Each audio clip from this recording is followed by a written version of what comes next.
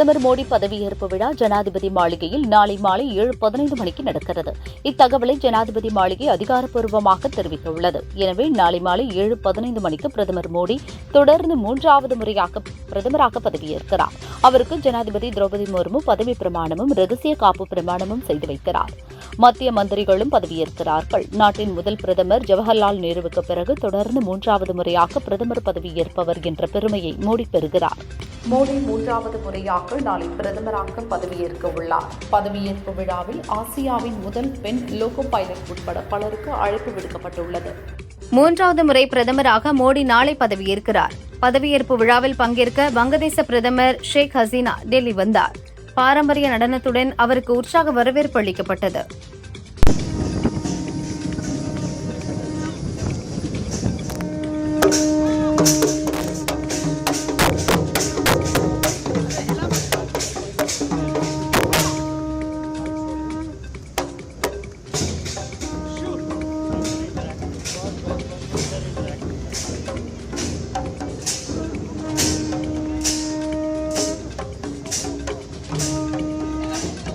மோடியின் பதவியேற்பு விழாவிற்கு சர்வதேச தலைவர்களுக்கு மட்டும்தான் அழைப்பு விடுக்கப்பட்டுள்ளது.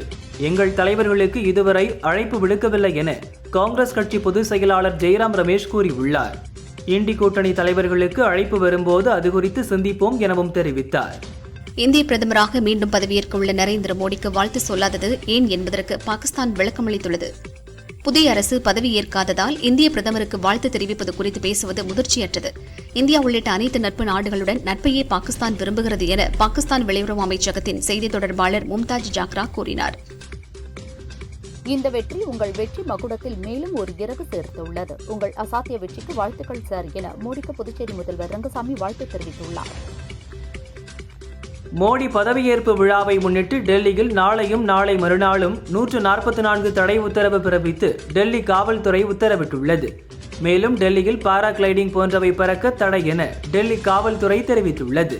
நாளை நடைபெறவுள்ள பிரதமர் நரேந்திர மோடியின் பதவியேற்பு விழாவில் உலக நாடுகளின் தலைவர்கள் பங்கேற்க உள்ளதால் பலத்த பாதுகாப்பு ஏற்பாடுகள் செய்யப்பட்டுள்ளதாக டெல்லி போலீசார் தெரிவித்துள்ளனர். பிரதமர் நரேந்திர மோடியின் பதவியேற்பு விழாவின் காரணமாக ஜூன் 10 வரை ட்ரோன் போன்ற வான்வழி சாதனங்கள் பயன்படுத்துவதற்கு தடை விதிக்கப்பட்டுள்ளது என்றும் கூறினர்.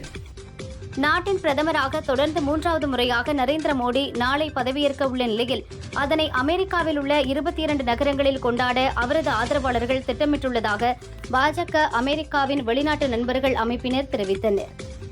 டெல்லியில் தனியார் ஹோட்டலில் இன்று காங்கிரஸ் கட்சியின் செயற்குழு கூட்டம் நடைபெற்றது. கூட்டத்தில் தேர்தல் முடிவுகள், அரசியல் வியூகங்கள், எதிர்க்கட்சித் தலைவர் பதவி உள்ளிட்டவை குறித்து விவாதிக்கப்பட்டது.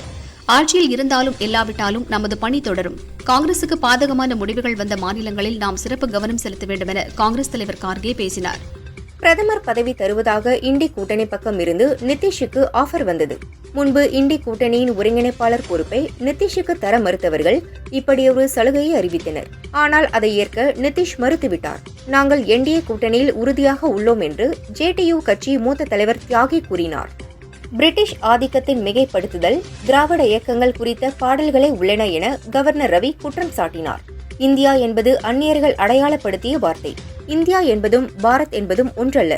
ஆங்கிலேயர்கள் வரும் முன்பு வரை நூற்றாண்டுகளாக பாரத் என்றே அழைக்கப்பட்டு வந்தது. பாரத் என்றால் ஒளி எனவும் கவர்னர் ரவி கூறினார். லோக்சபா எதிர்க்கட்சி தலைவர் பதவியை ஏற்க வேண்டும் என ராகுலை காங்கிரஸ் செயற்குழு ஒருமனதாக கேட்டுக் கொண்டுள்ளதாக அக்கட்சியின் பொதுச் செயலாளர் KC வேணுகோபால் கூறினார்.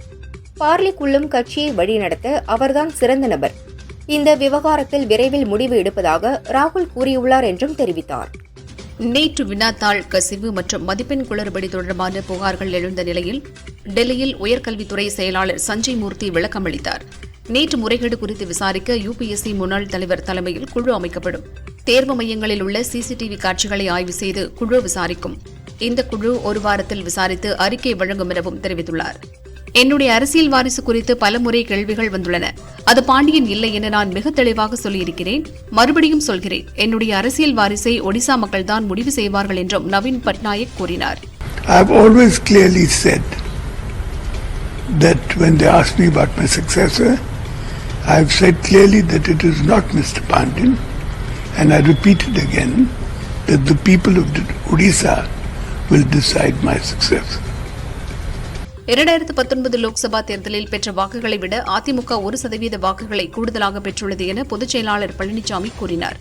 இதை அதிமுகவுக்கு கிடைத்த வெற்றியாக பார்க்கிறோம். சட்டசபை தேர்தலில் அதிமுகவுக்கு மக்கள் அதிக அளவில் ஓட்டு அளிப்பார்கள் என்றும் பழனிசாமி கூறினார். நீங்க ஊடக நம்ம பத்திரிகை என்னென்னலாம் பேசுறீங்க? 3 போச்சு, 4 போச்சு, 2 போச்சு, ஓட்டு சிதறினா 1% அதிகமாக இருக்குது. அதெல்லாம் பிரிஞ்சு போங்காட்டி தான் 1% கூடுதலாக வந்திருக்குது. சார் போன தடவை 2019 என்னாச்சு சொல்லுங்கள். அப்போ மட்டும் நாடாளுமன்றம், அப்போ அதுக்கு பின்னாடி வந்து சட்டமன்ற தேர்தல் என்னாச்சு? அதை நீங்கள் கேட்க மாட்டேங்கிறீங்களே. இது சட்டமன்ற தேர்தல் வேறு, நாடாளுமன்ற தேர்தல் வேறு. மக்கள் பிரித்து பார்த்தா ஓட்டு போடுறாங்க. நீங்கள் 2019 கூட இடைத்தேர்தல் இருந்தது, நல்லா புரிஞ்சு. நிலக்கோட்டையில் அதிமுக 26 ஓட்டில் ஜெயிக்கிறார். அங்கே திமுக வேட்பை போகிறோம், தோக்குது. நாடாளுமன்றத்தில் 40,000 ஓட்டு கூடுதலாக வாங்குறாரு. ஆக மக்கள், தமிழ்நாட்டு மக்கள் விழிப்புணர்வு உள்ளது. எந்த சமயத்தில் எப்படி வாக்களிப்போ அப்படி வாக்களிப்பார்கள். 2026 சட்டமன்ற தேர்தலில் அனைத்து இந்திய அண்ணா திராவிட முன்னேற்ற கழக தலைமையில் அமைக்கப்பட்ட கூட்டணி பெரும்பான்மையான இடங்களில் வெற்றி பெற்று அதிமுக ஆட்சி அமைக்கும் என்பதை திடமாக சொல்கிறார். லோக்சபா தேர்தல் ஓட்டு எண்ணிக்கையில் முறைகேடு நடந்திருப்பதாக தேமுதிக அளித்த புகாரை அடுத்து விருதுநகர் மாவட்ட தேர்தல் அலுவலரிடம் விரிவான தகவல்கள் மற்றும் வீடியோ ஆதாரங்களை இந்திய தேர்தல் ஆணையம் கேட்டுள்ளது. சென்னையில் செய்தியாளர்களுக்கு பேட்டியளித்த புகழேந்தி, ஜேசிடி பிரபாகரன் ஆகியோர் பன்னீர்செல்வம் அணியிலிருந்து விலகுவதாக அறிவித்தனர். பன்னீர்செல்வத்தின் தொண்டர்கள் உரிமை மீட்பு குழுவிலிருந்து விலகி KC பழனிசாமியுடன் இணைந்து அதிமுக ஒருங்கிணைப்பு குழுவை தொடங்கியுள்ளனர். பாஜக பெற்ற வாக்குகள் அனைத்தும் பாமக வாக்குகள் என்று காங்கிரஸ் தலைவர் செல்வ பெருந்தகை கூறியிருக்கிறார். அப்படியானால் காங்கிரஸ் பெற்ற மொத்த வாக்குகளும் திமுக ஓட்டு, இதை ஸ்டாலின் மறுப்பாரா என தமிழிசை கேள்வி எழுப்பியுள்ளார். தனித்து நின்றால் ஒரு இடத்தில் கூட காங்கிரஸ் டெபாசிட் வாங்காது. பாஜகவை விமர்சிக்க அவர்களுக்கு எந்த தகுதியும் இல்லை எனவும் கூறினார். காங்கிரஸ் வாங்கினது எல்லாமே திமுகவோட வாக்கா? இதுல எனக்கு சிரிப்பா வருது. நிதிஷ் ஆட்சியா, நிதிஷ் கூட்டணி ஆட்சின்னு காங்கிரஸை சார்ந்த ஒருத்தர் சொல்லி இருக்கிறாரு பாஜக ஆட்சியை பார்த்து. அப்ப 28 பிட்டு துணியை வச்சு நீங்க ஒரு போர்வை போத்திக்கிட்டு ஒழுங்கா நடந்தவங்களை பத்தி நீங்க குறை சொல்றீங்க. இப்ப செல்வ பெருந்தகை பாஜகவிற்கு வந்த ஓட்டு பாமகவிற்கு ஓட்டுன்னா, காங்கிரசிற்கு வந்த ஓட்டு அனைத்தும் திராவிட முன்னேற்ற கழகத்தின் ஓட்டு. இதை ஸ்டாலின் மறுப்பாரா நான் கேக்குறேன். அப்படின்னா தனியா நின்றுட்டு போயிருக்க வேண்டியதானே? செல்வ பெருந்தகை தனியா நின்னா எந்த இடத்துலயும் டெபாசிட் வாங்கியிருக்க மாட்டாங்க. ஆக அப்படிப்பட்ட ஒரு கட்சியை வைத்துக்கொண்டு திராவிட முன்னேற்ற கழகத்தின் தோளில் ஏறிக்கொண்டு இன்னைக்கு பாஜகவை விமர்சனம் செய்வதற்கு அவருக்கு எந்த தார்மீக உரிமையும் கிடையாது. திமுக கூட்டணி 40 இடங்களில் வென்றும் பயனில்லை என்று சொல்லிக் கொண்டிருக்கிறார்கள். ஆனால் தமிழகம் ஜனநாயகத்தை காப்பாற்றியுள்ளது என தமிழிசை தங்கப்பாண்டியன் தெரிவித்துள்ளார். தனி மனிதர்களோ அல்லது ஒரு இயக்கமோ மக்களை விட அதிகாரம் கொண்டதில்லை என்பதை இந்த தலைமுறைக்கு 2024 தேர்தல் உணர்த்தியிருக்கிறது என்றும் குறிப்பிட்டுள்ளார். தமிழகத்தில் 3வது பெரிய கட்சி பாஜக என தேர்தல் புள்ளி விவரங்களில் தெளிவாகியுள்ளது. பாஜகவின் வளர்ச்சியை யாராலும் மறுக்க முடியாது. பாஜகவுடன் கூட்டணி இல்லாத போதும் தேர்தலில் அதிமுக தோற்றது ஏன்? அதிமுகவின் தவறை மறைக்க அண்ணாமலை மீது குறை கூறுவதா என தமிழக பாஜக துணைத் தலைவர் நாராயணன் திருப்பதி கேள்வி எழுப்பியுள்ளார். தமிழகத்தில் 17ஆம் தேதி பக்ரீத் பண்டிகை கொண்டாடப்படும் என கோயம்புத்தூர் ஹிலால் கமிட்டியினர் நடத்திய கூட்டத்தில் அறிவிக்கப்பட்டது. மோடி 3வது முறையாக நாளை பிரதமராக பதவியேற்க உள்ளார். பதவியேற்பு விழாவில் ஆசியாவின் முதல் பெண் லோகோ பைலட் உட்பட பலருக்கு அழைப்பு விடுக்கப்பட்டுள்ளது. TNPSC குரூப் 4 தேர்வு நாளை காலை 9:30க்கு தொடங்குகிறது. தேர்வு எழுதும் மையத்திற்கு 1 மணி நேரத்திற்கு முன்னதாக தேர்வர்கள் வர வேண்டும் என அறிவுறுத்தப்பட்டுள்ளது. பிரதமர் மோடி பதவியேற்பு விழா ஜனாதிபதி மாளிகையில் நாளை மாலை 7:15 மணிக்கு நடக்கிறது. இத்தகவலை ஜனாதிபதி மாளிகை அதிகாரப்பூர்வமாக தெரிவித்துள்ளது. எனவே நாளை மாலை 7:15 மணிக்கு பிரதமர் மோடி தொடர்ந்து 3வது முறையாக பிரதமராக பதவியேற்கிறார். அவருக்கு ஜனாதிபதி திரௌபதி முர்மு பதவி பிரமாணமும் ரகசிய காப்பு பிரமாணமும் செய்து வைக்கிறார். மத்திய மந்திரிகளும் பதவியேற்கிறார்கள். நாட்டின் முதல் பிரதமர் ஜவஹர்லால் நேருவுக்கு பிறகு தொடர்ந்து 3வது முறையாக பிரதமர் பதவியேற்பவர் என்ற பெருமையை மோடி பெறுகிறார். மோடி பதவியேற்பு விழாவை முன்னிட்டு டெல்லியில் நாளையும் நாளை மறுநாளும் 144 தடை உத்தரவு பிறப்பித்து டெல்லி காவல்துறை உத்தரவிட்டுள்ளது. மேலும் டெல்லியில் பாராகிளைடிங் போன்றவை பறக்க தடை என டெல்லி காவல்துறை தெரிவித்துள்ளது. 3வது முறை பிரதமராக மோடி நாளை பதவியேற்கிறார். பதவியேற்பு விழாவில் பங்கேற்க வங்கதேச பிரதமர் ஷேக் ஹசீனா டெல்லி வந்தார். பாரம்பரிய நடனத்துடன் அவருக்கு உற்சாக வரவேற்பு அளிக்கப்பட்டது.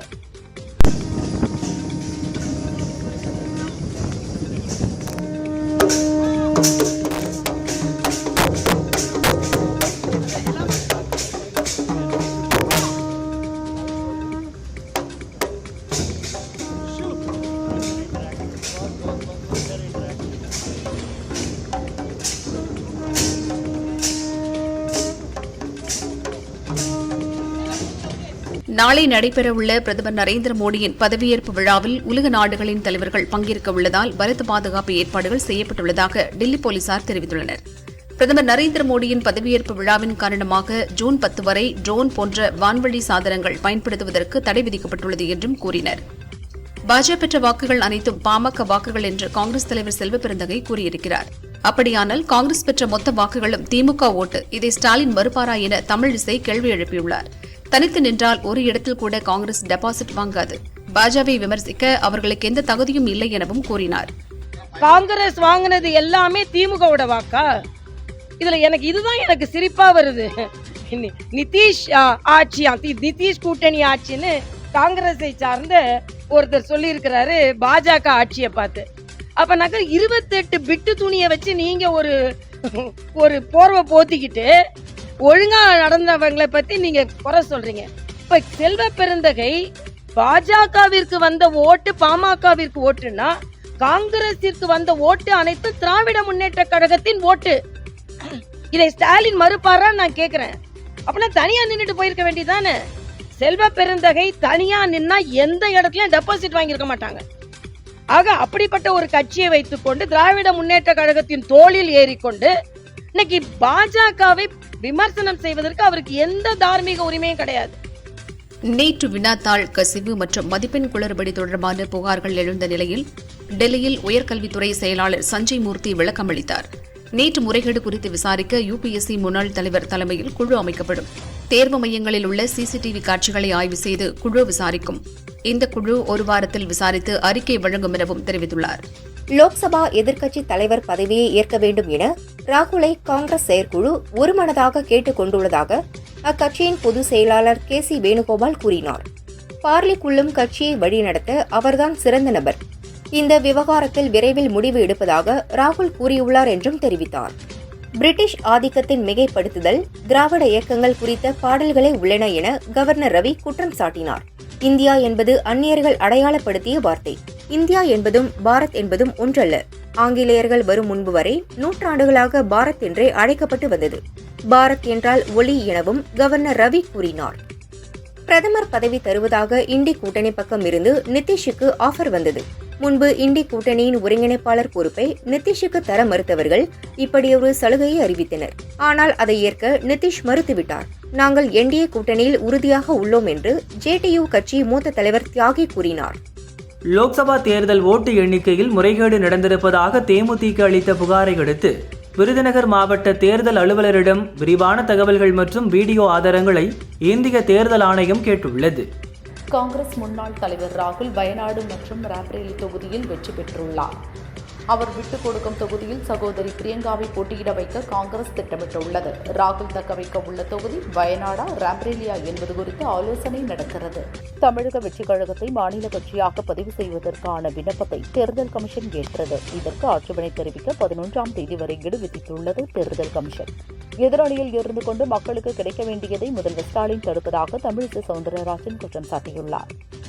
கோவை லோக்சபா தொகுதியில் பாஜக மாநில தலைவர் அண்ணாமலை தோற்றிருந்தாலும் கூட 492 பூத்களில் திமுக வேட்பாளரை விட 44,389 ஓட்டுகள் அதிகம் பெற்று கவனம் ஈர்த்திருக்கிறார்.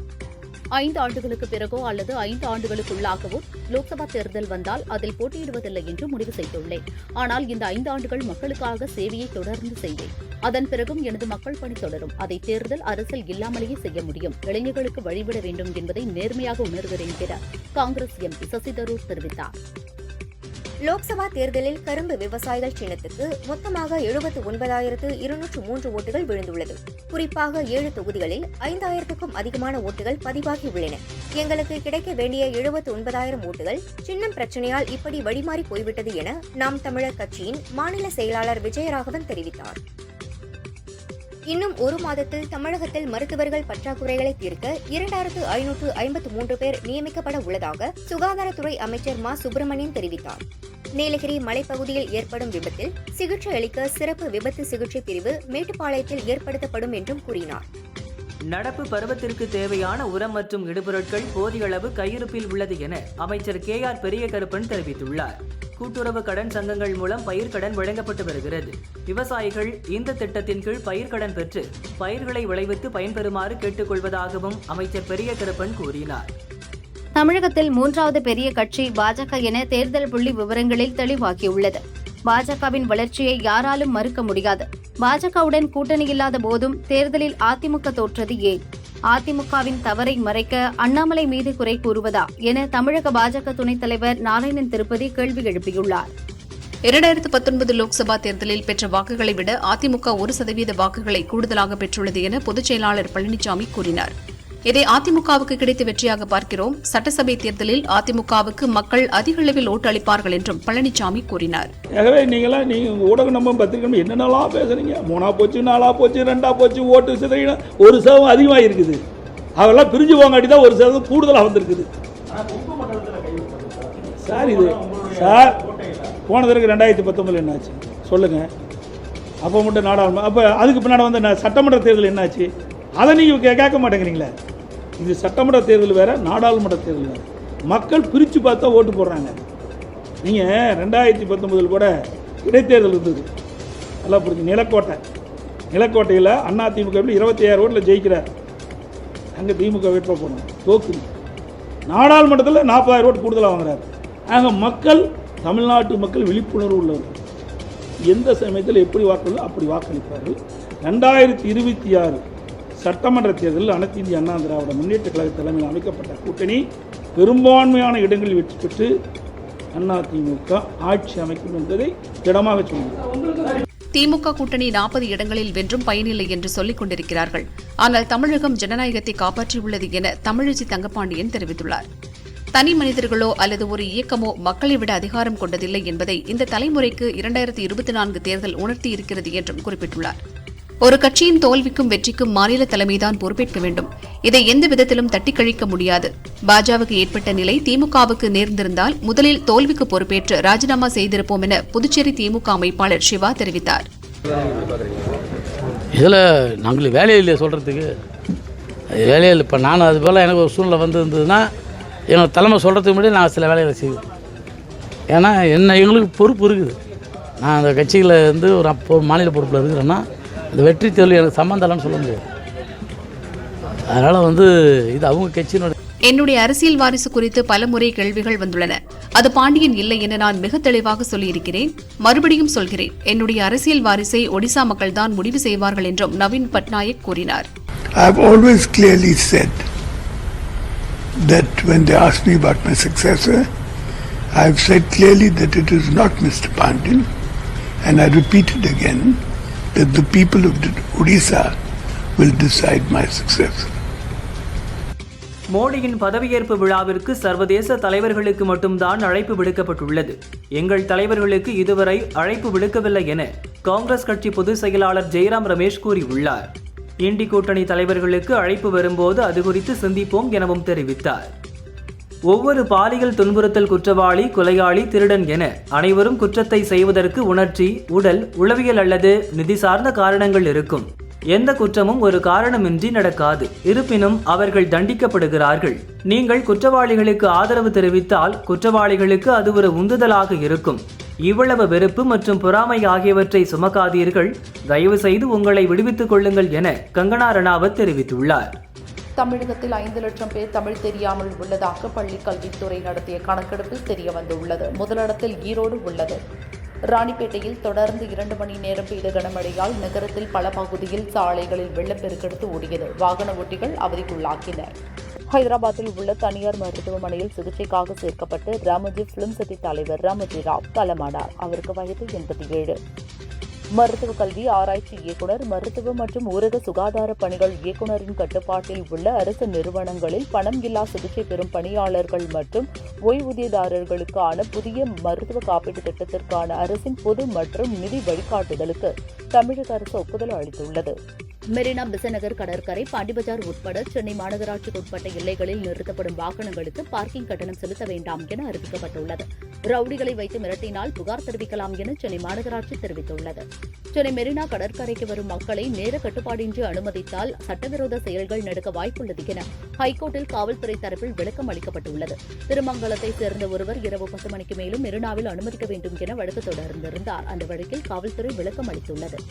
குற்றாலத்தில் மிதமான சாரல் மழை காரணமாக 5 அருவியில் 5 கிளைகளிலும் தண்ணீர் ஆர்ப்பரித்து கொட்டுகிறது. மேலும் மெல்லிய சாரல் மழையுடன் மிதமான குளுகுளு சூழல் நிலவுகிறது. இன்று விடுமுறை தினம் என்பதால் அதிகாலை முதலே குற்றாலத்தில் டூரிஸ்டுகள் குவிந்துள்ளனர். அருவிகளில் உற்சாக குளியல் போட்டு வருகின்றனர். கன்னியாகுமரி மாவட்டத்தில் 2 நாட்களாக இடி மின்னலுடன் கூடிய கனமழை பெய்து வருகிறது. கோதையாற்றில் வெள்ளம் பெருக்கெடுத்துள்ளது. இதனால் திருப்பரப்பு அருவியில் நீர்வரத்து அதிகரித்துள்ளது. பாதுகாப்பு கருதி நீர் அதிகமாக கொட்டும் பகுதிகளில் டூரிஸ்டுகள் குளிக்கவோ நுழையவோ அனுமதி மறுக்கப்பட்டுள்ளது. அதுபோல தண்ணீர் குறைவாக கொட்டும் பகுதிகளில் மட்டுமே குளிக்க அனுமதி வழங்கப்பட்டுள்ளது. இந்த வெற்றி உங்கள் வெற்றி மகுடத்தில் மேலும் ஒரு இறகு சேர்த்துள்ளது. உங்கள் அசாத்திய வெற்றிக்கு வாழ்த்துக்கள் சார் என மோடிக்கு புதுச்சேரி முதல்வர் ரங்கசாமி வாழ்த்து தெரிவித்துள்ளார். உங்கள் மகத்தான வெற்றிக்கு எனது மனமார்ந்த வாழ்த்துக்கள். என்டிஏ கூட்டணியின் இந்த வெற்றி ஆந்திர பிரதேச மக்களுக்கு நிச்சயமாக புதிய நம்பிக்கையையும் பிரகாசமான வழியையும் கொண்டு வரும் என்று நான் கருதுகிறேன்.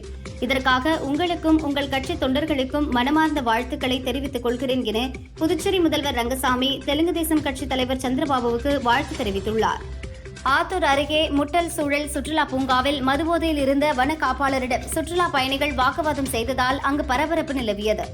ஆத்தூர் வேளாண் கூட்டுறவு சங்கத்தில் 93 லட்சம் ரூபாய்க்கு மஞ்சள் வர்த்தகம் நடைபெற்றது. விவசாயிகள் மகிழ்ச்சியடைந்தனர். தேசிய அளவிலான கூடோ போட்டி ஹிமாச்சல பிரதேசத்தில் நடந்தது. இந்த போட்டியில் கலந்து கொண்ட கோவை வீரர்கள் தங்கம் உட்பட 9 பதக்கங்களை வென்றனர். சொந்த ஊர் திரும்பிய வீரர்களுக்கு ரூபாய் நோட்டு, மாலை மற்றும் கிரீடம் அணிவித்து உற்சாக வரவேற்பு அளிக்கப்பட்டது. மேட்டுப்பாளையத்தில் கிராமப்புறங்களின் வழியாக 21 கிலோமீட்டர் நடைபயிற்சி சென்று ஊரக சுகாதாரம் குறித்து அமைச்சர் சுப்பிரமணியன் ஆய்வு செய்தார். கோவையில் தாயை பிரிந்த குட்டி ஆண் யானையை வனத்திற்குள் யானை கூட்டத்துடன் சேர்ப்பதற்கான தீவிர முயற்சியில் வனத்துறையினர் ஈடுபட்டுள்ளனர். சிவகங்கை மாவட்டம் சாக்கோட்டை வேலங்குடியில் விவசாயி சோலை பாரம்பரிய முறையில் ஏர்கலப்பையில் மாடுகளை பூட்டி உழவு பணியை மேற்கொண்டு வருகிறார். டிராக்டர் கொண்டு உழுவதால் மகசூல் குறைவாக கிடைப்பதாகவும், மாடுகள் பூட்டி ஏர்கலப்பை மூலம் உழவு பணி செய்தால் மண்வளம் காப்பதாகவும் மகசூல் அதிகமாக கிடைப்பதாகவும் விவசாயி கூறுகிறார். திருச்சி மாவட்டம் சீலை பிள்ளையார் புதூர் பகுதியைச் சேர்ந்த மணிவேல் மகன் 24 வயது அருண்குமார் மீன் வியாபாரம் செய்து வந்தார். காட்டுப்புத்தூர் சீலை பிள்ளையார் புதூர் சாலையில் அருண்குமார் டூவீலரில் சென்றபோது பனைமரத்தில் மோதி சிகிச்சை பலனின்றி இறந்தார். சிவகங்கை மாவட்டம் சாக்கோட்டை ஒன்றியம் கமலை கிராமத்தைச் சேர்ந்த உடையப்பன் காளியம்மாள் தம்பதியின் மகன் ரவி அரசு பள்ளி மாணவன். தனது மருத்துவ படிப்பு கனவை நனவாக்க சிறப்பு பயிற்சி பெற்று நீட் தேர்வு எழுதிய ரவி 597 மதிப்பெண் பெற்றார். மருத்துவ படிப்பில் அரசு பள்ளி மாணவர்களுக்கான தமிழக அரசின் 7.5% இடஒதுக்கீட்டில் MBBS சீட் கிடைக்க வாய்ப்பு இருப்பதால் மாணவன் ரவி மகிழ்ச்சியடைந்துள்ளார். வில்பட்டி ஊராட்சிக்குட்பட்ட பேத்துப்பாறை பகுதியில் நடிகர்கள் பிரகாஷ்ராஜ் மற்றும் பாபி சிம்ஹா ஆகியோர் வீடு கட்டியுள்ளனர். இதில் பிரகாஷ்ராஜ் பொதுப்பாதையை ஆக்கிரமித்ததாக விவசாயிகள் குறைதீர் முகாமில் கோட்டாட்சியரிடம் புகார் மனுவை அளித்தனர். பங்களாவை இடிக்காவிட்டால் போராட்டம் நடத்தப்போவதாகவும் தெரிவித்தனர். TR மகாலிங்கத்தின் நூற்றாண்டு விழா ஜூன் 16 கொண்டாடப்பட உள்ளது. நூற்றாண்டை கொண்டாடும் விதமாக அவர் வாழ்ந்து மறைந்த சோழவந்தான் வீட்டில் திருவுருவ சிலை வைத்து புகைப்பட கண்காட்சி அமைக்கப்பட உள்ளது. திரை பிரபலங்கள் பங்கேற்க உள்ளனர் என அவரது பேரன் ராஜேஷ் தெரிவித்துள்ளார்.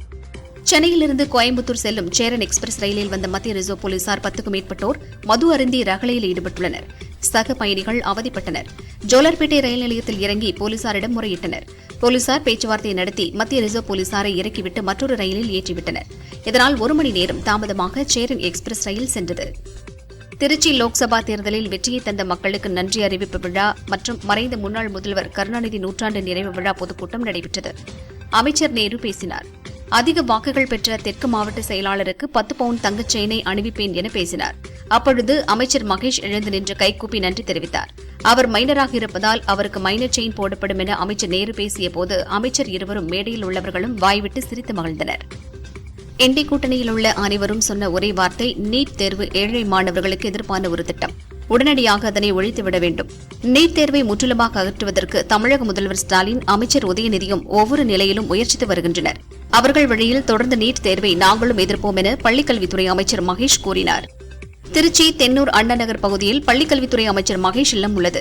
இல்லத்துக்கு முன்பாக 50க்கும் மேற்பட்ட கணினி பட்டதாரி ஆசிரியர்கள் குடும்பத்துடன் தர்ணா போராட்டத்தில் ஈடுபட்டு வருகின்றனர். கணினி பட்டதாரி ஆசிரியர்களுக்கான தேர்வில் முறைகேடு நடப்பதாக குற்றம் சாட்டினர். ராணிப்பேட்டை மாவட்டம் கொடைக்கல் ஊராட்சிக்கு உட்பட்ட புதுக்குடியானூரில் 2019-20 ஆண்டு 100 நாள் வேலைவாய்ப்பு திட்டத்தில் ரூபாய் 42 லட்சம் மதிப்பில் கட்டப்பட்ட 32 கடைகள் கொண்ட வாரச்சந்தை திறப்பு விழா நடைபெற்றது.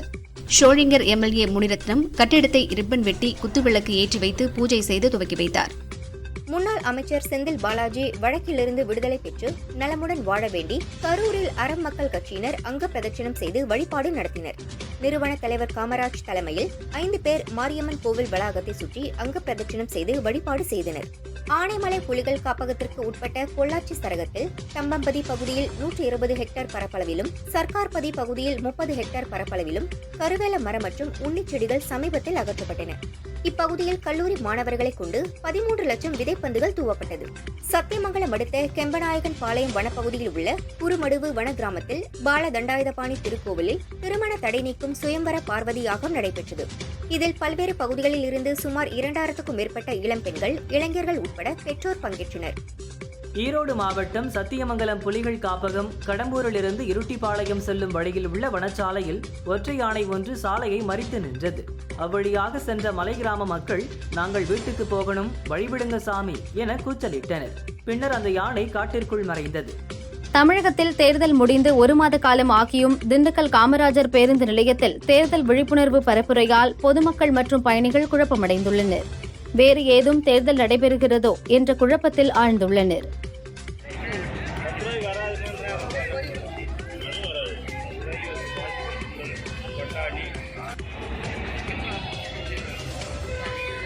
தென்காசி மாவட்டம் கருத்தப்பிள்ளையூரில் ஊருக்குள் புகுந்த கரடி கீழே கிடந்த பனம்பழத்தை ருசித்து சாப்பிட்டது. இதனால் அப்பகுதி மக்கள் வெளியில் நடமாட அச்சமடைந்து வருகின்றனர். வனத்துறையினர் கூண்டு வைத்து பிடிக்க கோரிக்கை வைத்துள்ளனர்.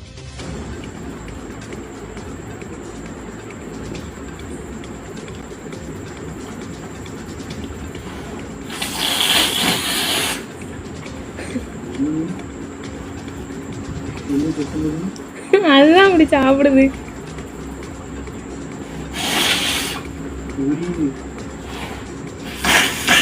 தொண்டி அருகே கிழக்கு கடற்கரை சாலையில் 2-வீலர் விபத்தில் பள்ளி சிறுவன் ஒருவன் சம்பவ இடத்திலேயே பலியானான். மற்றொரு சிறுவன் உயிருக்கு ஆபத்தான நிலையில் ராமநாதபுரம் அரசு மருத்துவமனையில் சிகிச்சைக்காக அனுமதிக்கப்பட்டுள்ளான். தொண்டி போலீசார் விசாரிக்கின்றனர். கோவை பெரிய குளத்தின் கரைப்பகுதியில் முறிந்து விழும் நிலையில் உள்ள பனை மரங்கள் வெட்டி அகற்றப்பட்டன. அதற்கு பதிலாக மனுதாரர் 100 பனை மரக்கன்றுகளை நடவு செய்ய வேண்டும் எனவும் தெற்கு வட்டாட்சியர் உத்தரவிட்டார். கோவை மாவட்டம் தொண்டாமுத்தூர் அடுத்த வண்டிக்காரனூர் பகுதியில் உணவு தேடி வீட்டுக்கு வந்த காட்டு யானையிடம் வீட்டில் ஒன்றுமில்லை, திரும்பி போ சாமி என கூறி திருப்பி அனுப்ப முயன்ற செல்போன் வீடியோ காட்சி சமூக வலைதளங்களில் வைரலாகி வருகிறது. சாமி ஒன்றும் இல்லை சாமி, போ சாமி, அவ்வளோதான் சாமி.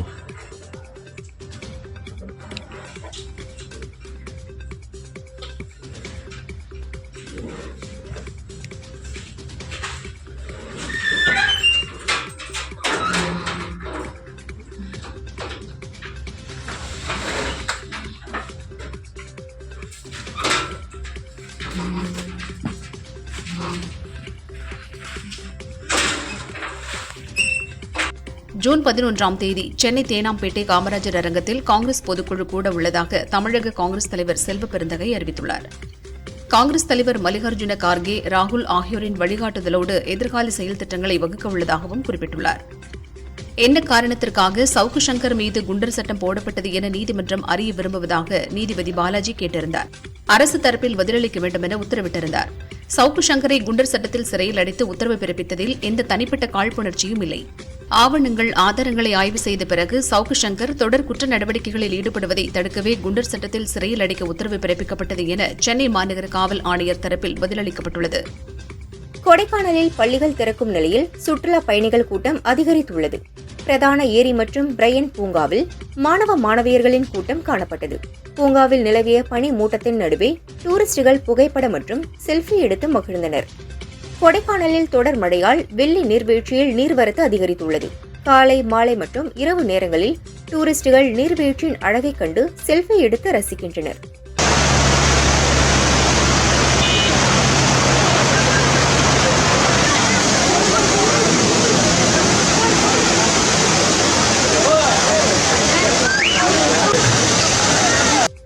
சத்தீஸ்கர் சத்தீஸ்கர் மாநிலம் நாராயண்பூர் மாவட்டத்தில் நக்சலைட்டுகள் பதுங்கியிருப்பதாக பாதுகாப்பு படையினருக்கு ரகசிய தகவல் கிடைத்தது. தீவிர தேடுதல் வேட்டையில் ஈடுபட்டனர். அப்போது நக்சலைட்டுகளுக்கும் பாதுகாப்பு படையினருக்கும் இடையே துப்பாக்கி சண்டை நடந்தது. இதில் 7 நக்சலைட்டுகள் சுட்டுக் கொல்லப்பட்டனர். 3 பாதுகாப்பு படை வீரர்கள் காயமடைந்தனர்.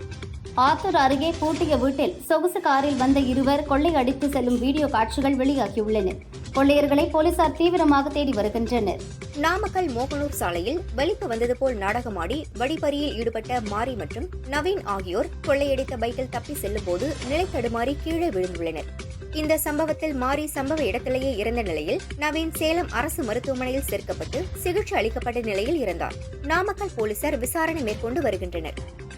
ஸ்ரீபெரும்புதூர் அருகே திருமங்கலம் பகுதியில் கர்ப்பிணியின் கால்கள் கட்டப்பட்டு கால்வாயில் கொலை செய்யப்பட்டு கிடந்த சம்பவம் குறித்து போலீசார் விசாரிக்கின்றனர். ஆந்திராவில் போலீஸ் இன்ஸ்பெக்டருக்கு லிங்க் அனுப்பி 2,20,000 ரூபாய் பணத்தை எடுத்த சைபர் குற்றவாளிகளை போலீசார் தேடுகின்றனர். எவரெஸ்ட் மலையில் அமைந்திருக்கும் முகாமுக்கு முதன்முறையாக ஆக்ஸிஜன் சிலிண்டரை சீன நிறுவனமான டிஜேஜே ட்ரோன் மூலம் கொண்டு சென்று டெலிவரி செய்தது. தமிழகத்தில் 81 சட்டசபை தொகுதிகளில் பாஜக கூட்டணி 2ஆம் இடத்தை பிடித்துள்ளது. 3 தொகுதிகளில் முதலிடத்தை பிடித்துள்ளது. அதிமுக கூட்டணி 10 சட்டசபை தொகுதிகளில் மட்டுமே முதலிடத்தை பிடித்துள்ளது. வந்தே பாரத் ரயிலின் சராசரி வேகம் தற்போது 76.25 கிலோமீட்டராக குறைக்கப்பட்டுள்ளது. இந்த செய்தி தகவல் அறியும் உரிமை சட்டத்தின் கீழ் தெரியவந்துள்ளது. 160 கிலோமீட்டர் வேகத்தில் ரயிலை இயக்க முடியும் என்றாலும் பெரும்பாலான வழித்தடங்கள் அதற்கு ஏற்ற வகையில் இல்லாததால் வேகம் குறைக்கப்பட்டுள்ளது. தற்போது அதிகபட்ச வேகமாக 130 கிலோமீட்டர் இருக்கிறது. ஆனால் டெல்லி ஆக்ரா வழித்தடத்தில் மட்டும் அதைவிட அதிக வேகத்தில் இயக்கப்படுகிறது. பாட்னா ஹைகோர்ட் நீதிபதியாக அரவிந்த் சிங் சண்டேல் இன்று பதவியேற்றுக் கொண்டார். கவர்னர் மாளிகையில் நடைபெற்ற விழாவில் பீகார் கவர்னர் ராஜேந்திர விஸ்வநாத் அர்லேகர் நீதிபதி சண்டேலுக்கு பதவி பிரமாணம் செய்து வைத்தார். தென் தமிழக குமரிக்கடல் மற்றும் மன்னார் வளைகுடா கடலோர பகுதிகளில் மணிக்கு 35 முதல் 45 கிலோமீட்டர் வேகத்தில் சூறாவளி காற்று வீசும் என்பதால் இன்று முதல் 10ஆம் தேதி வரை மீனவர்கள் கடலுக்கு செல்ல வேண்டாம் என்று வானிலை ஆய்வு மையம் அறிவுறுத்தியுள்ளது. கேரளத்தில் தென்மேற்கு பருவமழை தொடங்கியுள்ள நிலையில் பத்தனம்திட்டா மற்றும் வடக்கு மாவட்டங்களான கோழிக்கோடு, வயநாடு, கண்ணூர் மற்றும் காசர்கோடு ஆகிய மாவட்டங்களுக்கு ஆரஞ்சு எச்சரிக்கையும், திருவனந்தபுரம், கொல்லம், ஆலப்புழா, கோட்டயம், இடுக்கி, எர்ணாகுளம், திருச்சூர் மற்றும் மலப்புரம் ஆகிய 8 மாவட்டங்களுக்கு கனமழைக்கான மஞ்சள் எச்சரிக்கையும் விடுக்கப்பட்டுள்ளது. நீட் தேர்வை ரத்து செய்ய மகாராஷ்டிரா அரசு நீதிமன்றத்தை முறையிட இருப்பதாக தகவல் வெளியாகியுள்ளது. மே 5 முறைகேடுகளுக்கு மத்தியில் நடைபெற்ற நீட் தேர்வை ரத்து செய்ய கோரி முறையிடவும் திட்டமிட்டுள்ளது. ஓபிசி பட்டியலின் கீழ் முஸ்லிம் சமூகத்துக்கு வழங்கப்பட்ட 4% இடஒதுக்கீடு நீடிக்கும் என்பதில் கட்சி உறுதியாக உள்ளதாக தெலுங்கு தேசம் கட்சி பொதுச் செயலாளரும் சந்திரபாபு நாயுடுவின் மகனுமான நாரா லோகேஷ் தெரிவித்துள்ளார். முஸ்லிம்களுக்கு இடஒதுக்கீடு அளிக்கும் முடிவானது யாரையும் திருப்திப்படுத்துவதற்காகவோ அரசியல் ரீதியான ஆதாயத்துக்காகவோ எடுக்கப்பட்ட முடிவல்ல என்றும் தெரிவித்துள்ளார். ராஜஸ்தான் மாநிலம் பன்ஸ்வாரா தொகுதியில் வெற்றி பெற்றுள்ள ராஜ்குமார் ரோட் இண்டி கூட்டணிக்கு தனது ஆதரவை தெரிவித்துள்ளார். மேலும் தேர்தலின் போது தனக்கு ஆதரவளித்த காங்கிரஸ் கட்சிக்கு நன்றியும் தெரிவித்துக் கொண்டுள்ளார். லோக்சபா தேர்தல் குறித்து என்னுடைய கணிப்பு எண்களின் அடிப்படையில் 20% தவறாகிவிட்டது என அரசியல் ஆலோசகர் பிரசாந்த் கிஷோர் கூறினார். ஒரு தேர்தல் வியூக நிபுணராக நான் எண்ணிக்கை குறித்து பேசியிருக்கக் கூடாது. இதுவரை நான் அப்படி பேசியதில்லை. இனி எண்ணிக்கை குறித்து நான் பேசப்போவதில்லை என்றும் தெரிவித்தார். தேசிய ஜனநாயக கூட்டணி அரசு நீண்ட காலம் நீடிக்காது என்றும் சத்தீஸ்கர் முன்னாள் முதல்வர் பூபேஷ் பாகல் தெரிவித்துள்ளார். தேசிய ஜனநாயக கூட்டணியில் இடம்பெற்றுள்ள கட்சிகளிடையே பல்வேறு கொள்கை வேறுபாடுகள் இருப்பதாகவும் இதனால் தேசிய ஜனநாயக கூட்டணி அரசு நீண்ட காலம் நீடிக்காது என்றும் கூறினார். சமாஜ்வாதி கட்சி நாட்டின் 3வது பெரிய கட்சியாக உருவெடுத்துள்ளது என அக்கட்சி தலைவர் அகிலேஷ் யாதவ் பெருமிதம் தெரிவித்துள்ளார். எதிர்மறை அரசியல் முடிவுக்கு வந்துள்ளது. மக்கள் பிரச்சனைகளை சரி செய்யும் அரசியல் சகாப்தம் துவங்கியுள்ளது என்றும் அகிலேஷ் யாதவ் கூறினார். समाजवादी पार्टी देश के तीसरे नंबर की पार्टी बन गई है, जहां पार्टी को इतना बड़े पैमाने पर जनता का समर्थन मिला है, वहीं समाजवादियों की जिम्मेदारी बढ़ गई है। जनता की एक एक बात, जनता की समस्याओं का उठाना, उनके हित में अपनी बात रखना, समाजवादियों का लगातार संघर्ष रहेगा लोकसभा में, जिससे ज़्यादा से ज़्यादा जनता के बीच में और उनके लिए सेवा कर सकें. சந்திரனின் சுற்றுப்பாதையில் நுழைந்த முதல் 3 மனிதர்களுள் ஒருவரான அமெரிக்க விண்வெளி வீரர் வில்லியம் ஆண்டர்ஸ் சிறிய ரக விமானத்தை ஓட்டிய போது ஏற்பட்ட விபத்தில் மரணமடைந்தார். டென்மார்க் குல்டோர்விட் சதுக்கத்தில் நேற்று மாலை அந்நாட்டு பிரதமர் மேட் ஃப்ரெடெரிக்சன் நடந்து சென்றபோது நபர் ஒருவரால் தாக்கப்பட்டார். உடனே அந்த நபர் கைது செய்யப்பட்டார். பிரதமரை தாக்கிய நபரை கைது செய்துள்ளோம், விசாரணை நடைபெற்று வருகிறது என டென்மார்க் போலீசார் தெரிவித்துள்ளனர். மூன்றாவது முறையாக பிரதமராக பதவியேற்கப் போகும் மோடிக்கு உலக பணக்காரர்களில் ஒருவரும் டெஸ்லா எக்ஸ் உள்ளிட்ட நிறுவனங்களின் தலைவருமான எலான் மஸ்க் வாழ்த்து தெரிவித்துள்ளார்.